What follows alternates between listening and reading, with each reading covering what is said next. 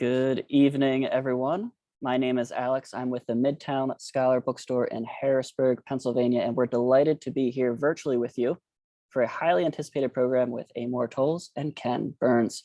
First, just a huge thank you to all of our viewers, attendees, customers, and everyone out there who is supporting indie bookstores. The challenges continue as we ramp up for the holiday season, but we're honored to be able to offer programming like tonight's event.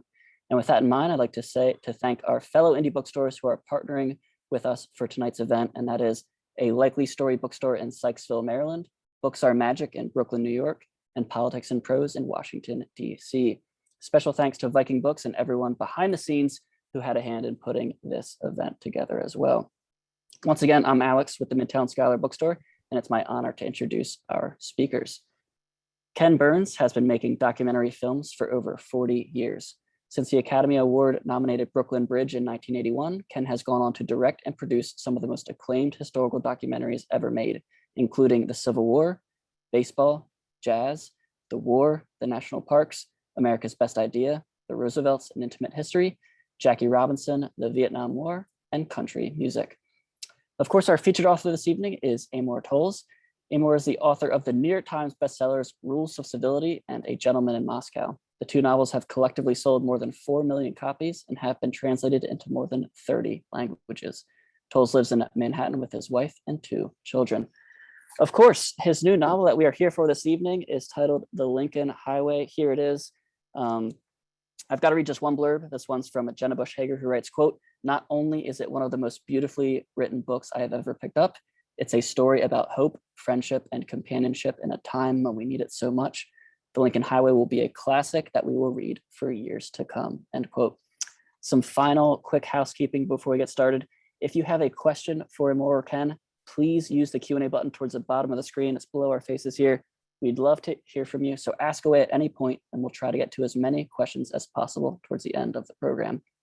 But now, without further ado, Amor Towles and Ken Burns.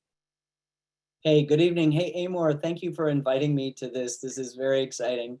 I'm so happy to be here, and maybe a little bit of that's Chester, my executive producer. He'll make appearances now and then. I love this novel, and I loved A Gentleman in Moscow and Rules of Civility, but I love this novel. It came at a really important time. You shared it with me. I read it almost exactly. I finished it almost exactly 4 months ago, and I thought to just start things off, if I could quote from the letter I wrote you the second I put it down, dried some tears and, tried to take a deep breath and figure out the experience that you had so generously given to me over the past days that it had taken me to read betwixt and between my busy, as everyone's busy life. And I just want to say, what a wonder it is, a great work of imagination and art, filled with so many distinct characters and moments and meanings. I loved it. I thought the scene with Billy and Abernathy and Ulysses on the High Line was so moving and perfect and joyous. There's a character named Wooly who has thoughts as he's looking at a row of photographs on the second floor of a big, large house in the hall, and what those photographs knew and what they didn't know brought me to tears. The tension and love between the 2 main characters, Emmett and Duchess, was exquisite and sustained across the whole wild ride, and it is a wild ride. Every character had dimension and undertow, and you didn't make anyone wrong. The holy grail of missing mother out of reach, perhaps unattainable, was tantalizingly good. The pacing throughout was riveting, the overlapping narratives disciplined and revelatory, the digressions excruciating but perfect. Thank you. My feelings haven't changed. I should end the call right now. I mean, okay, goodbye. No. Thank you, everybody, for coming. That's the thank you. So, thanks for all that.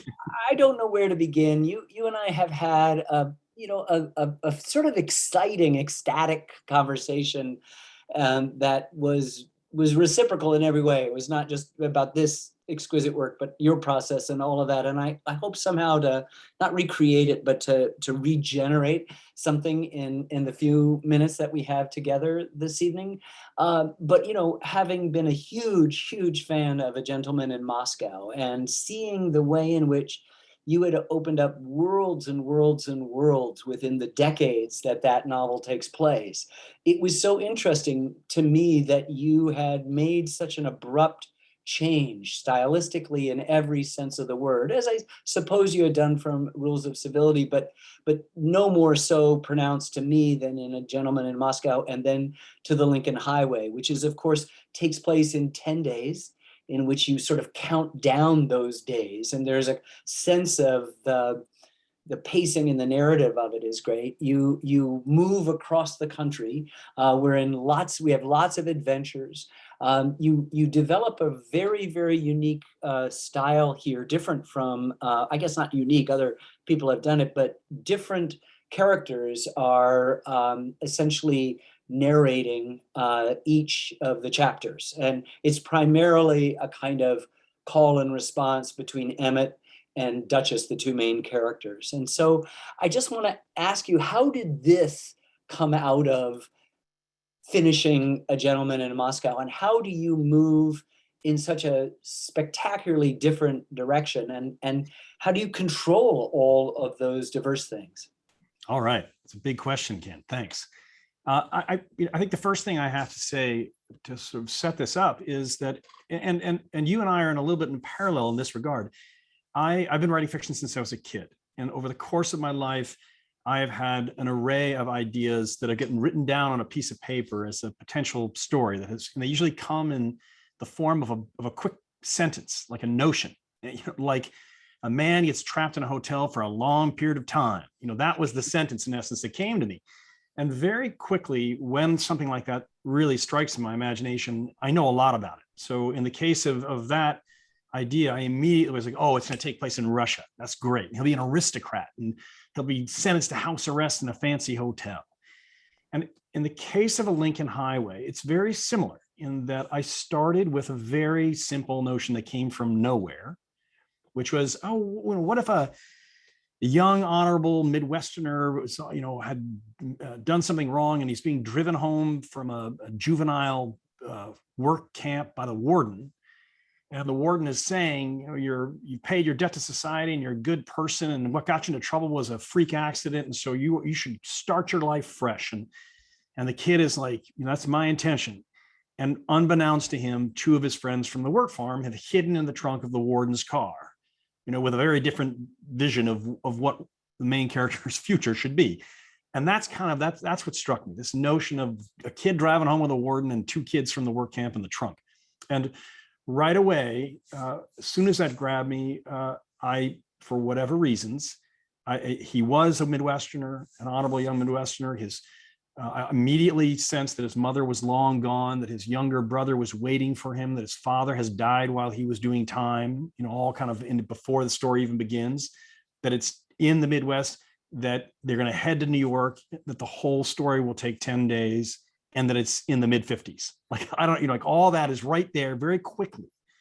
And, and then, so the reason I was saying that there's a parallel aspect of our lives in this is you've talked to me about how long it takes some of your ideas to come to fruition, and that to create the body of work you've created, we're just in the last, whatever it is, 90 days, we've had the gift of, or 100 days, the gift of Hemingway and Muhammad Ali, from Ken Burns, that you've got your own basket of ideas that are in various stages of development. And that's what my life is like. I've got all these notebooks with various ideas and stages of development. And when I leave one project, there's sort of a natural tendency to sort of shift gears for me. And, partly because you want to do something new. I don't want to go write another book about a guy trapped in a room. I don't want to write another book about a guy in late middle age. So if you look at my pile of ideas, the desire to go and work with the younger guys who are on this road trip was an immediate attraction. And that's an attraction to me, not simply for variety, but because, not variety for variety's sake. It's really more that as an artist, I think the shifting of a story like that in time, in age, the age of the character, in terms of the duration of the tale, almost every element of my craft has to be different. I have to retool the way I use language, the way I describe places, the way events unfold, the characterization, the poetics of the language. All that has to kind of be reinvented to serve this group of characters at this moment under these circumstances. And that's the real fun for me. And the only other, point I'd make about it for me is that if you think of those two stories, The Gentleman in Moscow, this 30-year span, and the Lincoln Highway, which is 10 days, as you said, the most exciting in a way and challenging aspect of that transition for me is the move in time. I mean, not across decades, but I mean, to go from 30 years to 10.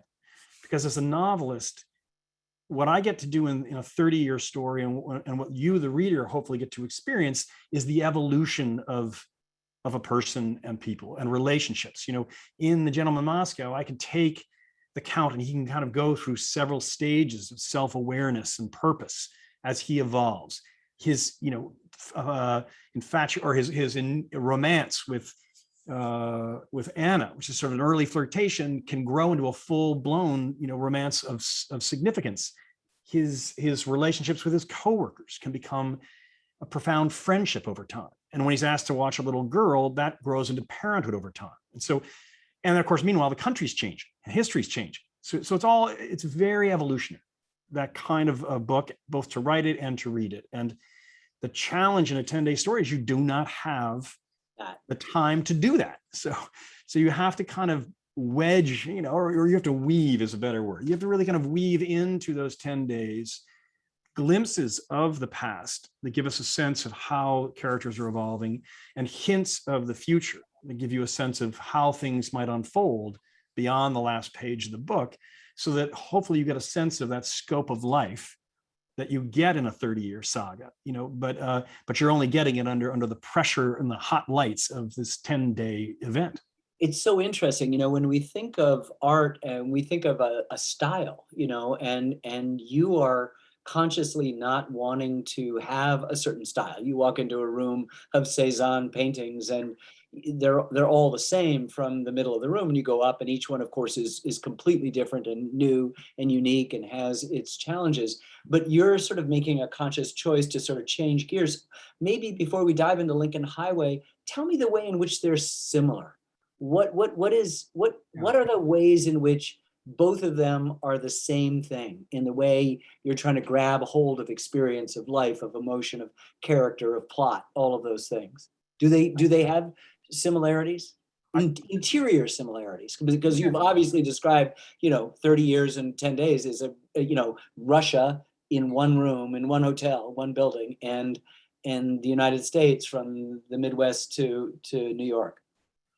One of the interesting things about what you're asking is that some of my best insights into what the answer to your question really come from readers, not from self-reflection, because it's they who will reach out and say, oh, once again, X, and I'll be like, oh, interesting. Right. Right. And so with the readers of the Lincoln Highway, of course, the great thing about the modern era is that, for better or worse, people can send, you go to amortowles.com, you can send me an email. And so, the sooner somebody's done with the book, they can tell me what they think, and God bless it, most people who want to reach out and tell you what they think are happy. The miserable people don't bother calling, but so you do get feedback. And I think, like, it's interesting. One of the things is characterization. People say, I love how quickly your people come alive for me, and that's an interesting thing. And that's almost second nature for me. It's not like I make a note to myself saying, make sure that the characters come to life. No. But it has been central to my mission as a writer to achieve that since I was young, where kind of I grew up in the craft of constantly writing stories from different perspectives. And kind of the way I think about it is, in retrospect, at the age of 57, is that if you think of fine painting, 19th century painters, or if you look at the symphony, all these classical arts have their advantages. If you look at like a Hudson River School landscape painter, they can give you an extraordinary sense of place. The minute you walk in the room, you're like, oh, okay, I can feel that where we are with this. And if you have a capable composer, and a capable musician, in about 3 strokes of the cello, you can evoke sadness or joy in a human being, very, very quickly. And the novel can give a sense of place, it can strike a chord of emotion, in an albeit more cumbersome way in these two stories, two other arts, excuse me. But what the novel can do that other art forms cannot do, I think, is really put you in the position of another human being, where you start to think, you can think like them and hear their voice and know in advance what they might say or what they might do. And if it's working, the emotional bond becomes quite tight, in that if they have a victory, you feel happy. If they have a setback, you're bummed. If there's something tragic happens, you cry. If something funny happens to them, you laugh, like literally out loud. And that's how closely we can get tied to a character in fiction. So for me, it's always been from the beginning, that's got to be one of the central jobs. I think it is, and it's the complexity of the emotions. So that the interesting thing, let's dive into the book, because I think what's different is that with A Gentleman in Moscow, obviously you're in one place over many, many decades, and you see things through the eyes of one character, and you learn, as you say, these complex relationships with the women and with the employees, and they do develop over time, and you are brought along with him emotionally so strong. And here you made the decision to actually have the two main characters and many of the other subsidiary, not many, but several of the other subsidiary characters be the narrators of each chapter. So that's the first question, like, how did you arrive at that, and the security to do that, and the ability to do that? But also, and correct me if I'm wrong, the main honorable Midwestern boy is Emmett, and his, I can't even call him the antagonist, but the person who is almost the other side of himself, the tails of his head coin, is a friend from the reformatory called Duchess. And Duchess, I believe, is the only character who narrates each of his chapter in the first person. Is that correct? Well, Sally does too, but she's Sally a does too. smaller role. But yes, but for it really feels that way. I think. Yeah, it does not in any way diminish the possibility, and in fact, with the case of Emmett, where most of our sympathies lie, he is, you are describing him, but it's so intimate that we know his thought processes. But yes, of course, Sally does say I. Sally's a friend from the Midwest, we should say, a neighbor from the Midwest.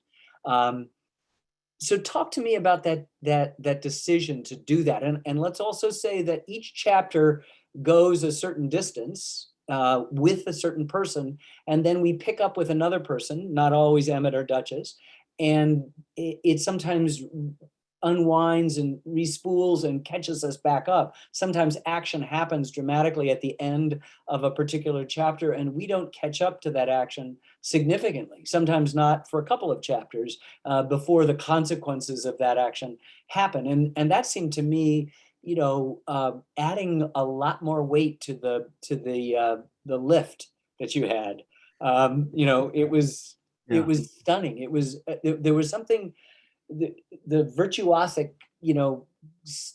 abilities that you displayed there were so impressive to me. I just loved I was enthralled by your narrative control of that. And it's not picaresque, but lots of stuff happens. We move from cars to places, and the cops, and there's punches thrown, and there's real danger, and there's railroad cars and all sorts of stuff. And we're supposed to be heading to California, and we're actually heading to New York. And there's, you've got that kind of whiplash, because you're always, as a reader, to the very last page, trying to, lean the ship back to where you think it's going to go. It's just magnificent. So, I've asked a lot of things in there, but just try to talk about that overlapping narrative and the way in which you hand off, mainly between Emmett and Duchess, but not entirely. And the other contributions are extraordinary. So Pastor John, Ulysses, Sally, Woolley,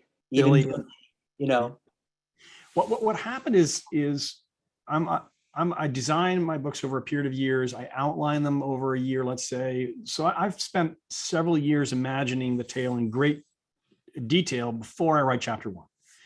And what happened in the case of this story is that the book was designed to be told just by Emmett and Duchess, these two opposing central characters that you're describing. And And the notion was we're going to open with Emmett. He's going to arrive. Duchess will then reveal himself as having been in the trunk with Wooly, and then we'll go back and forth day by day, and we'll sort of, the events will be moving along.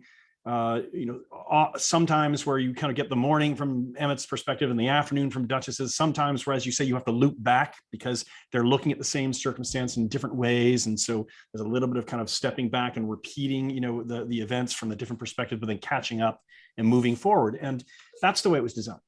And I got, I don't know, maybe a quarter way into writing the book, maybe even a little bit more. And what happened was there was this, I knew the other characters so well at that point. And I really was actually, the characters, Ulysses and Pastor John that you're describing, the Emmett and Billy encounter on a train, these two figures, one who's a dangerous sort of figure and one who's a very honorable figure and an honorable African-American veteran in middle age. And when I sat down with my notebooks to begin really sketching out those chapters, in sentences, I knew the voices of Pastor John and Ulysses so well.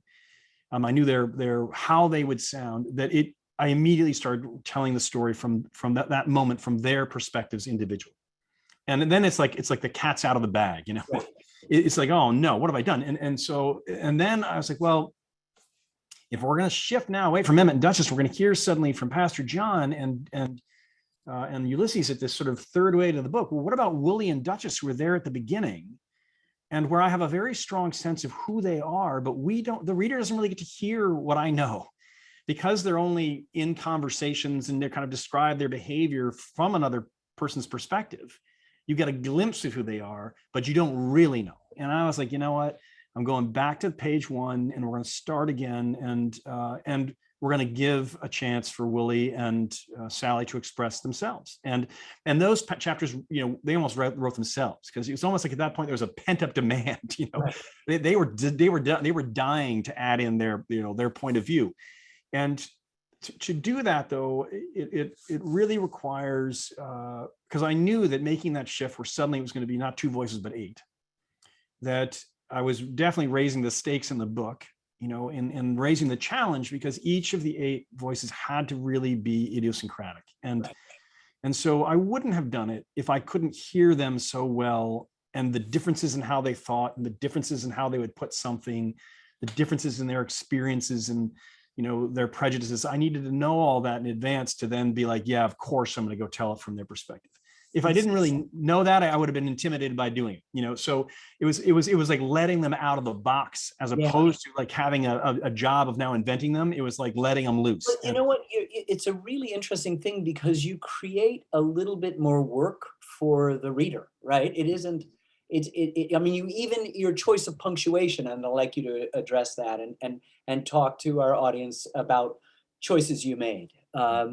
With regard to punctuation, which are so interesting. But I think what it does is it's first an effort, and then having gone the distance with you, it's just that much more satisfying of having gathered in all of these 8 disparate characters. I'd like to focus, obviously, just in our conversation about the 2 main characters because they do seem so close.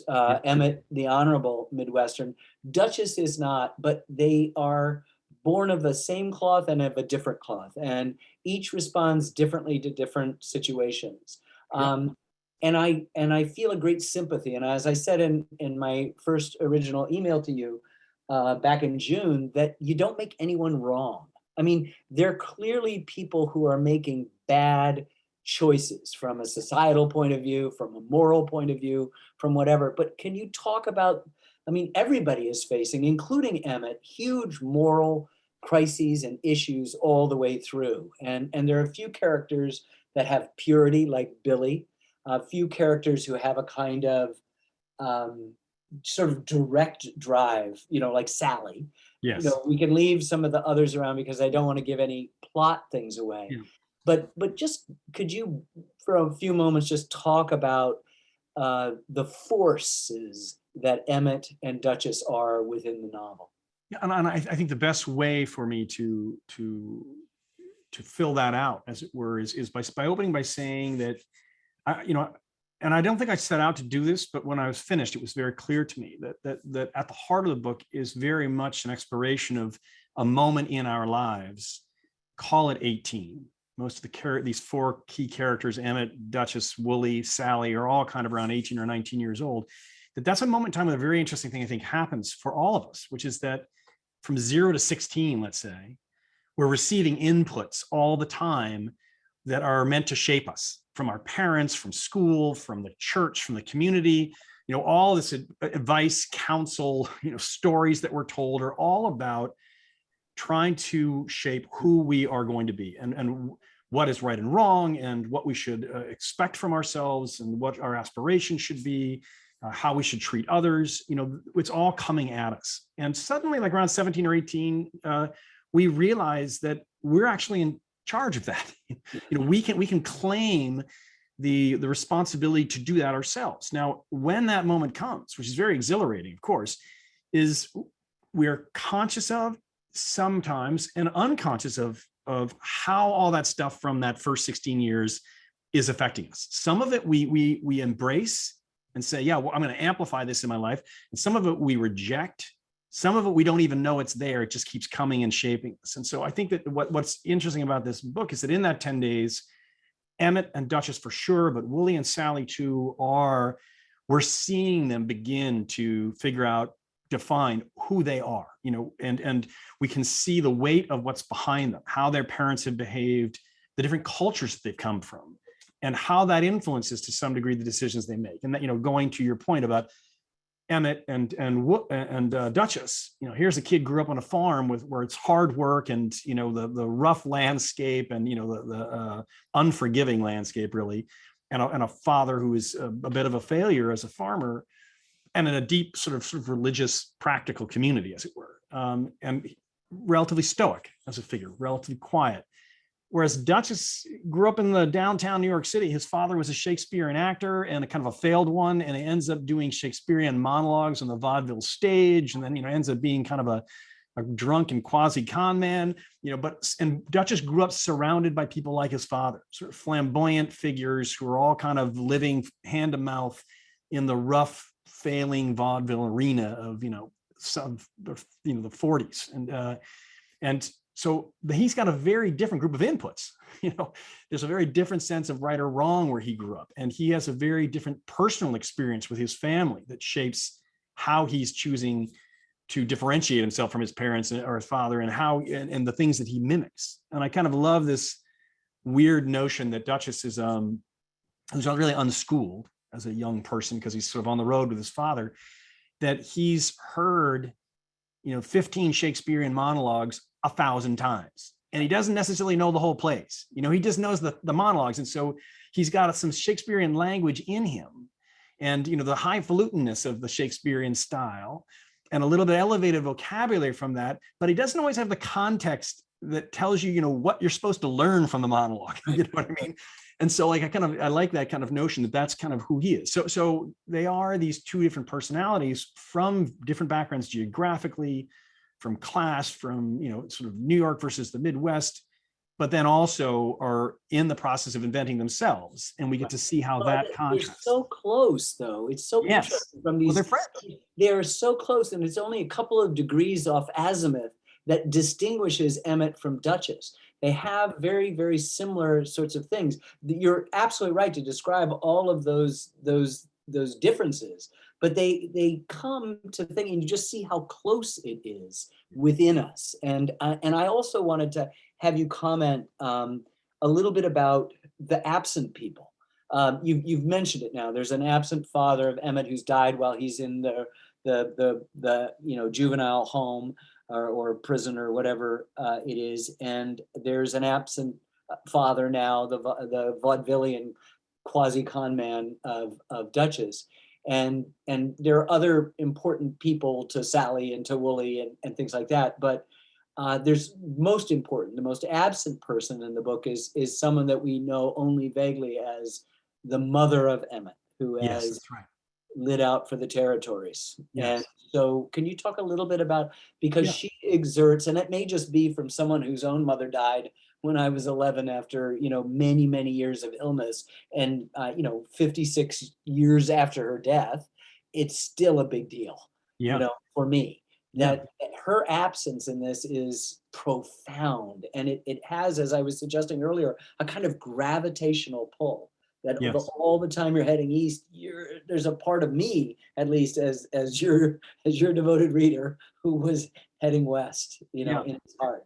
Yes. And I'm not giving away anything big here because this is really literally in chapter 1 that it happens. But Emmett comes home and as kind of saying the mother left when Emmett was about 10 years old and Billy was like 1.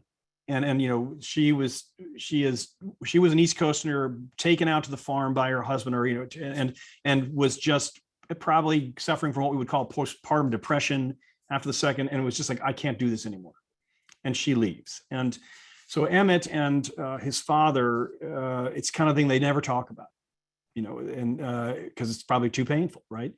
But what happens is when Emmett comes home and his father's died, Billy, in the absence, has gone through sort of the locked box with the birth certificates and the insurance policy and the deed of the property. And at the bottom of the box, he's found 9 postcards. And the 9 postcards were written by their mother to the 2 of them on the first 9 days that she left them, so 8 years ago. And each one is from a stop further west along the Lincoln Highway, which runs from Times Square through Nebraska and ends up in San Francisco. And Billy, at 8, sort of with a strong imagination and also a strong opinion, says, she's obviously sent these postcards to us so we can go find her.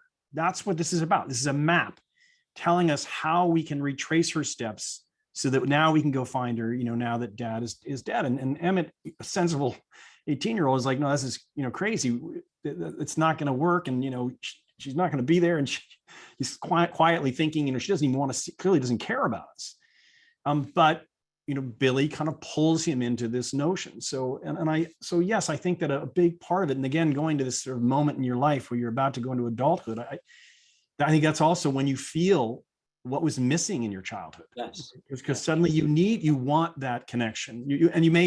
Emmett at some level has resented for years her disappearance, but Billy is getting him to kind of rethink that in a way and to recognize what he misses and sort of the absence. And so, yes, that's kind of a haunting presence in the choices that he makes. As much as Emmett and Duchess are fully the 2 main characters, and I guess we would say protagonist and antagonist. There are other antagonists much more dangerous in some ways than Duchess. But Wooly and Billy are hugely significant to this. And Billy carries with him, as kids traumatized by this absence often do, a book called A Compendium of Heroes, Adventurers, and Other Intrepid Travelers, written by an Abacus Abernathy, a professor Abacus. It's such a wonderful device. It's in filmmaking, Hitchcock called it the MacGuffin. It's the object in whatever it is. It might be in Suspicion, the glass of milk that he set a glowing light in, so it just had this spooky feeling. The Maltese Falcon is obviously the MacGuffin of that film, not by Alfred Hitchcock. Anyway, it's just a phenomenal device because it's carried literally, but also figuratively and symbolically through almost every moment of the book. I was about to say film because I saw it, and that was my last question, which is maybe you can combine them. You must make a movie. What's so great about it is that you're the director, you're the casting agent, you know exactly what everybody looks like, you know what the trains look like, you know what this place looks like and that place in Red Hook, Brooklyn, and you know what the Harlem of this period looks like. It's amazing. And so you make us feel like we know that and we have our own dreams. But talk about the book and talk a little bit about that interior cinematography. So if I can be a little bit prejudiced. Yeah, as you're right that to describe Billy in that sort of 8-year-old way when you've lost a mother, he's obsessed with the book. I mean, and not in a way that it seems unhealthy or anything, but he used to read it 25 times, the way young people do when they really latch on to something that satisfies them and makes them feel safe too, in a way. And it is this book of heroes and adventurers, and of 26 of them. And so they kind of become a part of his bigger imagination, and then of course inform the bigger mythic journey that the characters themselves are on. And I actually, I mean, I'm gonna ask you a question in a second, which is I thought a lot about, as the book was going along, about the role of heroes, and what is this thing hero? And we've read Aristotle's interpretation of heroes, and we've read different, literary critics over the time, but we do keep returning to them. And some of them, in the case of this book, are from fiction, and some are from real life. So Thomas Edison, let's say, is in the book, or George Washington's in the book. And Emmett is infuriated by that in a way. He's like, what is this professor throwing fictional heroes and real people next to him? Is it hard enough for us to separate fact from fancy, in this world, to be telling an 8-year-old boy that these things are the same? It's crazy. But they become a part of, I say, the imagination of not only the boy, but then the various characters, and then hopefully of the book as a whole, which itself is a journey. But I kind of, having, watched this year, both Muhammad Ali and Hemingway, right, by you, which are both amazing. You should all watch them, because they're, and you can assume, don't assume that either of those people until you watch Ken's documentary. It's very easy to be like, oh yeah, I know those guys. You do not know them, or and that's part of the pleasure of seeing Ken Barron's work. But they have had heroic, moments. Right, the two of them they're men, but we have heroic women too. But in this case, two men, but in very different fashion. And so the question I want to ask you is when you are looking at your pile of things you might do, and all of the richness of American culture, and occasionally, a lot of your work is not about individuals. Right, it's a lot of your work is about movements of masses of people in an art form or a political action or what have you. So when you're looking at these individuals, what is it that makes you decide, that's someone I do want to investigate? And what is the role of heroism in the Ken Burns oeuvre? Well, I think it's the way our last conversation, Amor, took place. With the enthusiasm of realizing that they're totally different worlds, and yet exactly the same. First of all, you brought up Aristotle. So let's just say that the laws of Aristotelian poetics, which is basically, ladies and gentlemen, storytelling, apply to me in a nonfiction world as much as they apply to you. It's just, I can't make anything up and you can. Right?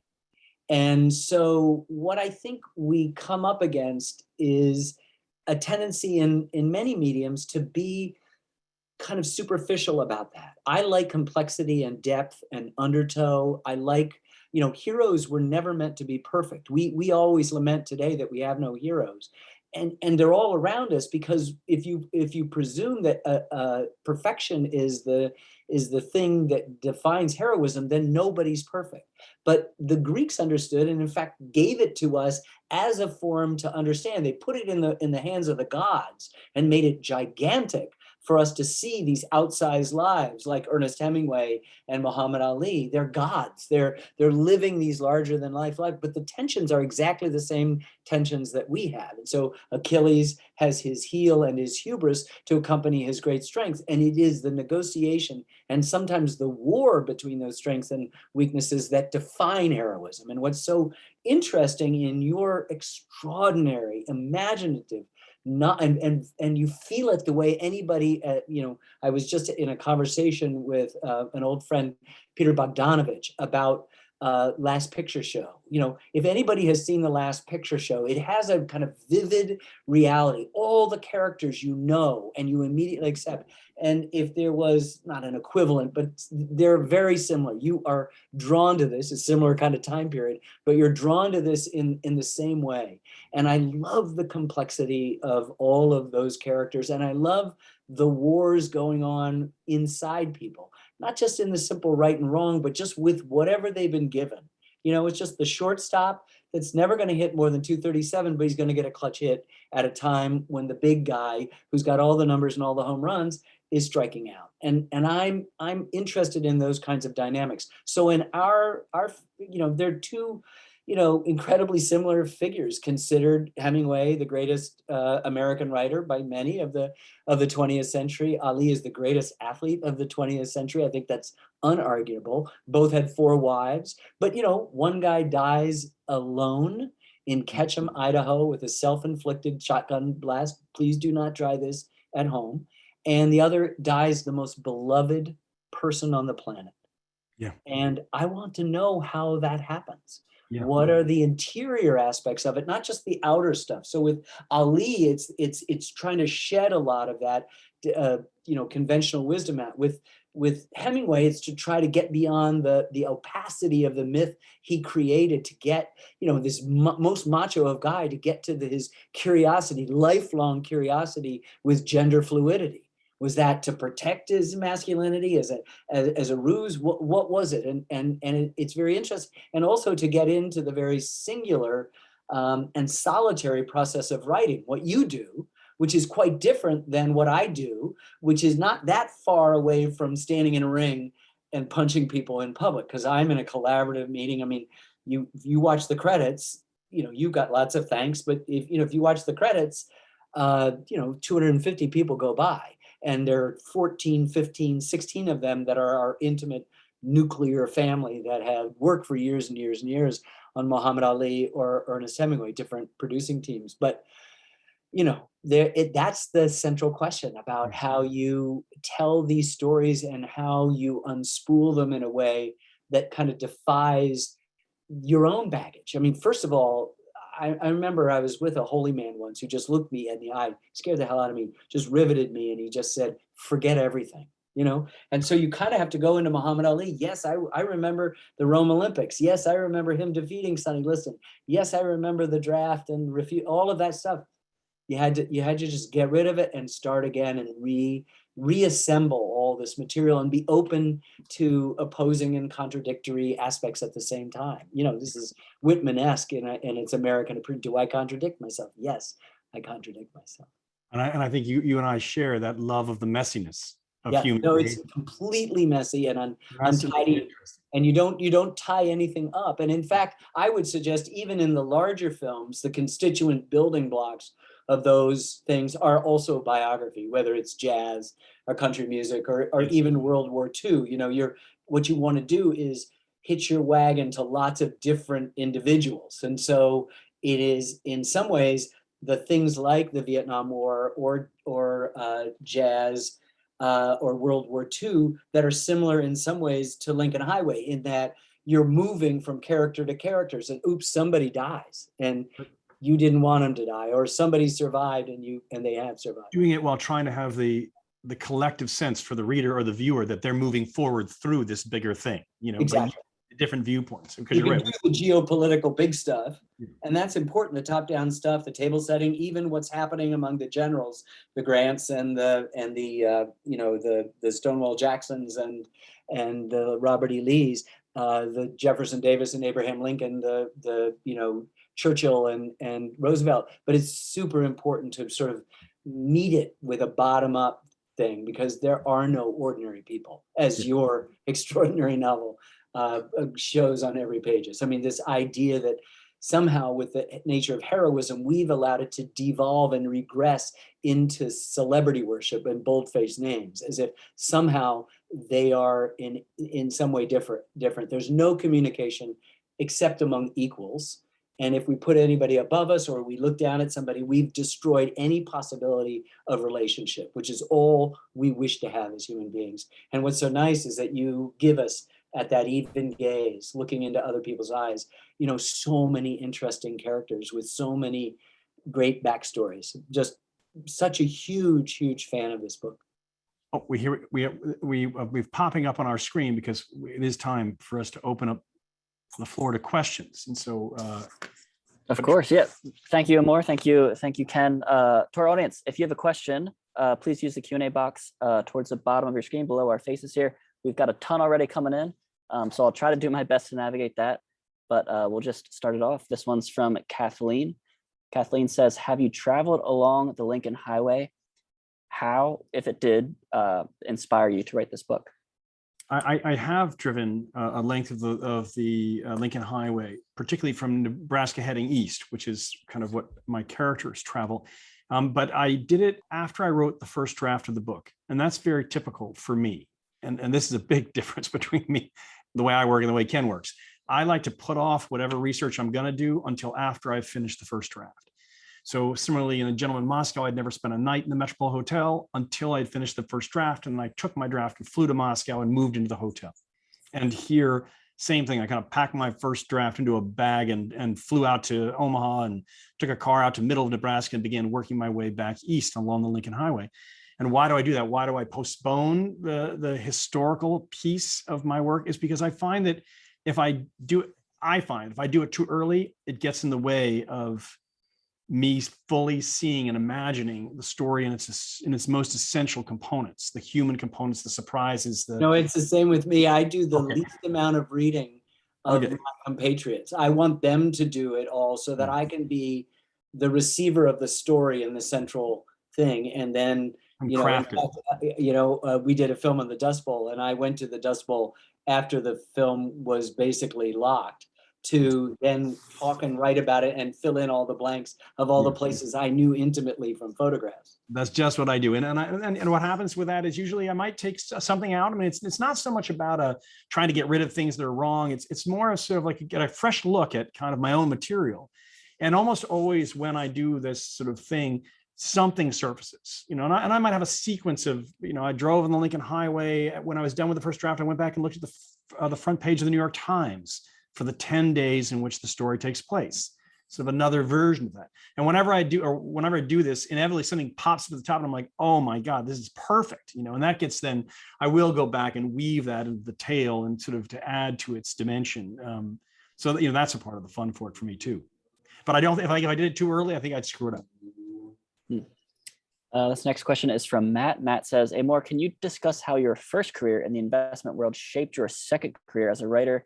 And perhaps how did your writing education skills shape your approach to your career in investing? That's going to be a really quick answer because the answer is not much. You know? So there really wasn't much. You know, the biggest impact that my life as an investment professional had on my writing was that I didn't get to write as much as when I was in my 20s. You know, particularly in my early 30s. And so that's kind of a price to be paid for that for me as an artist. But on the other hand, what it did is that when I sat down to write Rules of Civility, I really didn't have to do it for anybody or any reason other than my own satisfaction, because it wasn't how I made my income. It wasn't how my friends judged me. I wasn't in a competitive environment where people thought of me as a writer or where I was writing in contrast to the contemporary writers. It was all just a very private process. And for a novelist, that can be a very liberating and powerful thing, to have the total freedom to do it without any worry about whether it succeeds, whether it makes other people happy, whether it makes money, whether, you know, my identity is going to be tied to it. You know, I can just pursue the story. This next question comes from Stephanie. Stephanie says, what kind of research do you do to get the details and textures of the times and places right? And is that process different with each book? Well, you know, I think this is one that I think, Ken, we should both talk about. And why don't you start? Well, you know, what is the accumulation of sort of, I mean, if you want to talk about one of the recent projects, but how do you start gathering in that enormous, massive amount of information that's out there to shape, let's say, Ali, where you're Well, do Ali because it's just the one that was just finished. But we said yes to this in 2013. That means there's some money raising that I have to do. And my co-directors, my oldest daughter, Sarah Burns, and her husband, David McMahon, the third director, they started writing and just immersing themselves in research and telling the story. And part of our team was digging with the photographs and the footage, which is, of course, hundreds of hours, the most photographed and obviously the most recorded of athletes there. And it was just, you know, you would presume, and I think maybe you would agree with this, that this process was additive, as if you're building a house. It's not, unless you bring 400 times as much material as you need to the construction site. This is subtractive. This is pulling away things. And so it's understanding the nature of a time. It's understanding the dynamics of a story. It's actually saying, I can let go of that story. And that has to, that is just, it's really important. I mean, I love it when I do big, long films and people come up to me and tell me what's missing from baseball, right? Or tell me what's missing from jazz, you know, because those films are 18 hours, 18 and a half hours long, and they're telling me what I left out. I mean, you can't be an encyclopedia. So it's very interesting that, you know, of course I had a great scene on Errol Garner. I had a great, you know, thing of the 59 White Sox, but, you know, too many notes, as the movie Amadeus said. So I think for us, it's the process is immersing yourself in not just, and I think the question is an excellent one, you know, about the door handles or something at the Metropole Hotel, or what this car, the shapes of the cars were that were being driven by, say, the warden. All of those things are important details which we learn, but what we're also learning is the intimacy and the details that the conventional wisdom doesn't want to do. You know, when we think of the Nation of Islam, we like to fix it. This is this separatist religious cult that he was involved in. We like to fix it at one place, but of course it was expanding, just like the civil rights movement intersects with Ali's life. And we tend to say, oh yes, I know what that means. And you don't, because it is a fluid, a continuously fluid, dynamic thing that's changing. You know, it's Southern and agrarian at the beginning. It becomes Northern and much more into Black power and Black consciousness, and more radicalized, more militant. And so you want to understand the dimensions of those and not feel like you're just moving the same old stuff around the story. And that takes complexity. You know, we think of him, early Ali, as a braggadocio, and he was, but he was also incredibly wise. And we found all this stuff that nobody had used before because it didn't fit into that conventional wisdom. I think also in your work, which we, I think, share, is you're very, you have an excellent sense of economy. And so when you want to give a sense of suddenly the civil rights activity from 1960 to 1968 or whatever, you know, as it's moving towards the Civil Rights Act and desegregation is happening, the violence is happening, that's a part of the landscape that Ali's story is moving through. We're going to cover a lot of ground with Ali, different parts of American history that he is actively involved in, but it's also a backdrop to him. And I think you do a beautiful job of, through music, through short, you know, shots of period footage, of a little bit of voiceover, of giving us the sense, even though, you know, we want to follow Ali, but it's important for us also at this moment to have a sense of, oh, right, this is 1966 and things are going badly, you know, in the fight for civil rights across the country. And that's a part of the context. But that's a game of economy. Because if you could do a whole movie about that, right? Well, So you know, do there are two lines after he beats Liston. His sponsors from Louisville didn't think he was going to win, so they hadn't planned a party. So they organized a party at the convention center, and he's back at the All Black Hampton House with Malcolm X, his friend and mentor, and Sam Cooke, the singer, comes by, and Jim Brown, the activist football player, comes by, and they spend the whole night together. And that's in 2 sentences in our film. But Regina King just made a 2-hour film about those sentences. About that night, yeah. So it is about, you know, as an artist, you do have to have this sense of you know, sort of foreground and background, and constantly playing with making sure that as you're bringing in this external elements that give a sense of place and time and emotional power and thematic power to your central narrative, you got to also make sure that you're not letting it overwhelm. And one of the ways that I think about it in my work is, and which is definitely going to be different than yours, is that for me it's like it's a stage set, where if let's say you're putting on a play of Chekhov's, The Cherry Orchard, at the very back of the stage is a painted backdrop of the orchard itself that we can see through the French doors in the living room or whatever. And when the painting of that is on canvas, it's 2-dimensional. It uses the Renaissance, you know, illusions to give a sense of depth. It's painted just well enough so it looks like trees in the distance, you know. In front of that is stage structures, you know, they've been built by the crew, right? And that's plywood shelves that have been painted to look like mahogany. and a door that goes nowhere and a stair that goes nowhere, and that's all, it's all flimsy and fake, but looks real to our eyes. But in front of that is an actual table with chairs on which there's an actual china, tea set sitting on it, so that when the characters come in and sit, you can hear the chair scraping across the floor. And when they get into it and they're sharing their opinions about something and someone slaps the table, you can hear it and feel it. And when someone, puts down their teacup very gently, patiently, it clinks patiently, and it feels real. And for me, this is what the novel is like for me, right? Which is that I've got these layers, and history is the painted backdrop. Right. I want it to be just right enough, that in the distance, it kind of adds to the illusion of where we are. And I got a lot of invented stuff in the front that's kind of plywood with paint. But I'm focused mostly on the, in essence, the actors, what they're saying, how they're moving, what their expressions. Yeah. And as you say, the setting down of the teacup, and that stuff has got to be totally real for the reader, I think, to make the whole thing come alive. So, so for me, I don't have the responsibility to get it all 100% right, but, you're trying to hit the balance. One of the great things in the modern era is that, just like you, I get emails, it takes about 48 hours from a book to be out before I get my first one. And my first one is, there's a moment in this story where a goalpost, football goalpost, is on fire, set on fire by mistake. And the person watching it kind of in wonder and says, "Oh, it's this beautiful thing. It kind of looks like a man with his hands raised in the air." And a very polite gentleman says, "Oh my God, I loved your book and I love your work. But, I should point out that in 1954, a football goalpost looked like an H, not a Y."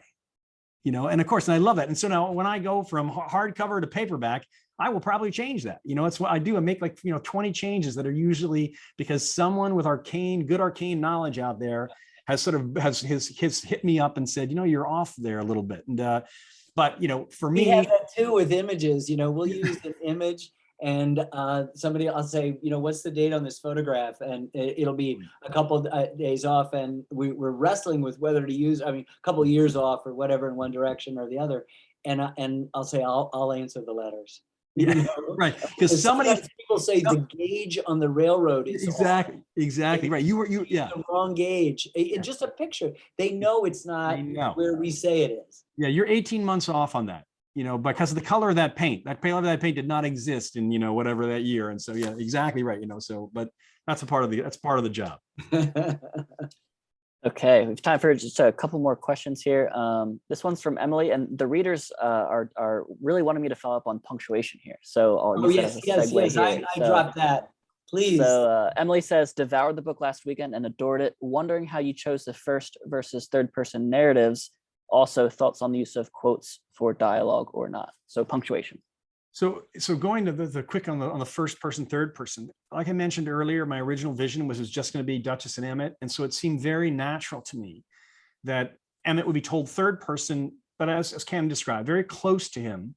But for him, that meant, very practical, very straightforward, not full, language without flourishes, not full of emotional disclosure, because that would be true. It's the nature of his personality. And so that third person, sort of a little bit removed, also kind of fit into that. Whereas Duchess, this kid raised in sort of among theatricals and con men and big New York personalities, it just made sense to me that he'd be a first person, and we'd hear every little bit of his exaggeration and his unreliableness and his sort of charming way that he talked. And that's the way I kind of started.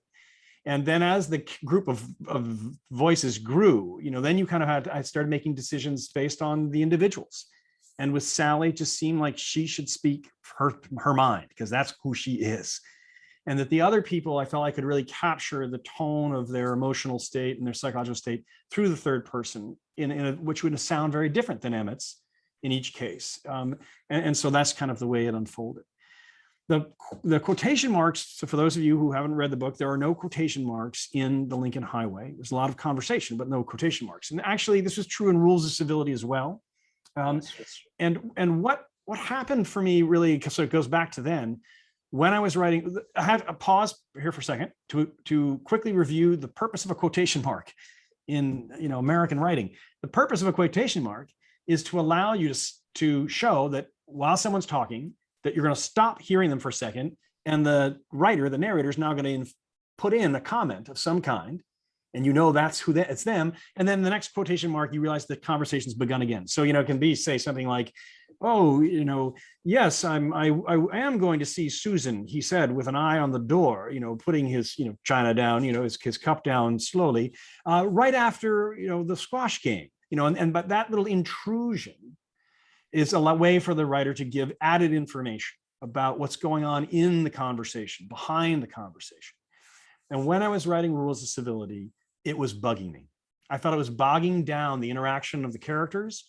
And I felt it was kind of felt like a crutch. And it's kind of funny because I've been writing all my life, but yet at that moment, it really, maybe because I had gotten to the point where I was using it too much as a writer, these little intrusions to kind of elaborate on what was happening in the course of conversation. So I said, all right, enough. I went back, I was like a third of the way into the novel, and I removed all the quotation marks. I shift to what we call the M dash, which is just a dash when someone's talking. Now, the problem about the M dash, or in this case, the opportunity, is when you have that, you don't have the luxury of interrupting the conversation and saying something mid-sentence, because you wouldn't be able as the reader to tell the difference. So everything on to the right of that dash basically has to be spoken for the most part. So what that made me do is go back and set up the conversational scene so that everything's there in place. And when they start talking, you can just hear them going back and forth. And hopefully there's enough of the setup that you can imagine exactly what their expression would be, what their tone of voice would be from what they have to say to each other. And so in a way, I guess, it goes back. So maybe it's my way of going back towards the Hemingway direction. I'm a fan of Hemingway, but I'm also a fan of Henry James, where he would elaborate in great detail. I'm a lover of Proust, who elaborate in great detail. And Hemingway, of course, avoided a lot of that elaboration and try to have that hard back and forth to kind of stand on its own. And so the removal of the quotation marks was a way for me to get there. And when I started Lincoln Highway, I immediately was like, oh yeah, I'm going to go back to the M dash, because I want this to have that kind of purity of pace and the purity of the conversational back and forth without a lot of it works. It draws us into each scene, and we're closer, I think, than I think you're saying that the punctuation, the quotation marks are kind of distancing thing. They're not purposefully distancing, but they have that, and the elimination of that brings us closer into the dynamics of the scene, the smells of it, the place of it, the conversation, obviously the plot and what's going on. Thank you. This is a good last question to wrap up on. This one's from Brenda. It's for both of you. It's what's next? Okay. Well, Ken, you can go first. Okay. Well, I just finished a film on Benjamin Franklin, born the same day, January 17th, as Muhammad Ali, and arguably the most important person in the 18th century and in American history. And that'll be out in April. And I'm 3/4 of the way through editing with my colleagues a film on the history of the US and the Holocaust. We're shooting on several films, including our first non-American topic, Leonardo da Vinci, a big, long history of the American Revolution. We're doing one I've been filming all day today on the history of the American buffalo, a story of, fortunately, de-extinction, an animal present in the tens of millions for millennia, and all of a sudden brought down to just a handful of breeding pairs, and then brought back from the brink by this very same people who had done something on LBJ and the Great Society, and another one that I've been thinking about for 30 years, it's called Emancipation to Exodus, from the moment the Emancipation Proclamation was given until the beginning of the Great Migration after this First World War of African Americans out of the South because of covering Reconstruction and our misunderstandings and the deliberate misrepresentations of it through the post period when white supremacy and all those monuments went up. So too many things to work on. Amazing, Ken. It's amazing. Many things for us to look forward to. Before I answer the question myself, people may not know this, and I'm kind of interested to know whether this is true in the case of Ben Franklin, but we have talked before in the past that in many, if not all of your work, before you get the various celebrities who might come in to do voiceovers, you often or always do it yourself. And so, yeah, well, the first person voices that we use, yes, similar to your choice with Duchess, are read first by folks in the thing, and then very quickly, early on, we'll have the Tom Hankses, and we'll have the George Plimpton when he was alive. Meryl Streep now reads a lot for us. But I'm the scratch narrator through 98% of the editing, because you don't want to bring somebody in and then bring them back to reread. We're constantly rewriting. So this is the voice my voice is coming out of every editing room in this editing house that we have, 4 or 5 different rooms. And so it's hard to hear yourself, but I'm cheap. I don't charge anything, and I understand the meaning, and then it helps me direct the narrator, the Peter Coyotes or the Keith Davids or the other folks that we've used over the years, David McCullough. It helps me direct them because I know the kind of meaning and intentionality that I want, how you inhabit each word. What I love about that is, and this is a little personal fact about you and me, is that, not around the time the Civil War came out, I went with you to Gettysburg. Yep. And you suddenly started giving like a Lincoln speech from word for word. And I was like, Ken, how the hell do you do that? And that's when this came up, because you're like, because I read it and I've heard myself say that like 10 times. No, I do a mic check every time I go and record narration, which I did today, and it's always the introduction to baseball, which I wrote on a napkin way back when. In 1909, a man named Charles Hercules Ebbets began secretly buying up adjacent parcels of land in the Flatbush section of Brooklyn. It goes on for 5 or 6 paragraphs, and it's somehow on my hard drive. And so it's there forever. And that's what I brought this up, because I was envisioning you going to bed tonight with Ben Franklin's voice in your head. No. Well, we have Mandy Patinkin read Ben Franklin, who's fabulous. So to answer the question, I do like one thing at a time, first of all, unlike Ken. And it takes me, 4 or 5 years to write a book. And I don't share very much really what I'm working on next. What I can tell you is that, because it goes back to the very beginning of our conversation, it's going to be different. So it will not be about 18-year-old boys. It will not be in the 50s. It will not be 10 days.